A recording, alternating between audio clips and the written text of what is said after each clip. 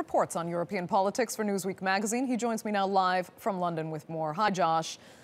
We were saying the polls actually got it right for once, and now many are saying that because Macron beat Le Pen in the first round and now has the backing of major parties, he's a shoo-in. Is it that simple? It's never quite that simple, but it does look pretty good for Macron. And you're right, it looks pretty good for the pollsters. Though, of course, we should take a moment to remember that this is a really remarkable result for France. It's the first time in France's modern history that no candidate from a mainstream party has got through to the second round. But on that, that's an important point. Macron, in the first round, he may be a centrist, he may be a liberal, but politically, he was an outsider. He was something new, he was something exciting. His movement was only a year old. Now, in the second round, he's the establishment candidate. He's backed by all the mainstream politicians.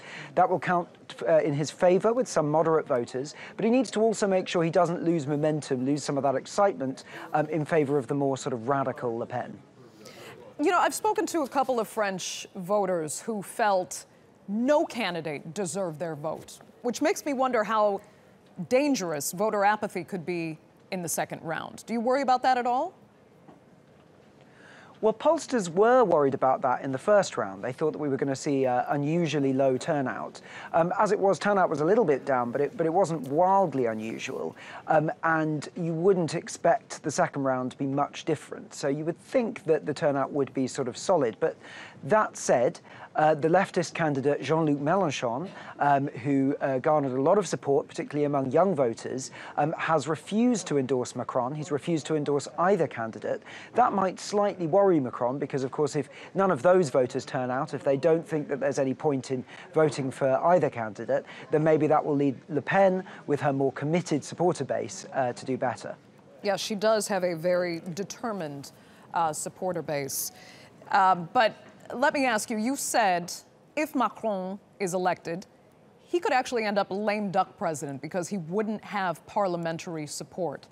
But would Le Pen really fare any better in that respect? Should she be elected president? Yeah, so the election really that we should all be paying lots of attention to is not the second round of the presidency, although of course that is important, but it's the parliamentary elections in June, because either of these candidates, neither of them has a strong block of support in Parliament. The Front National, Le Pen's party, only has 2 MPs in Parliament.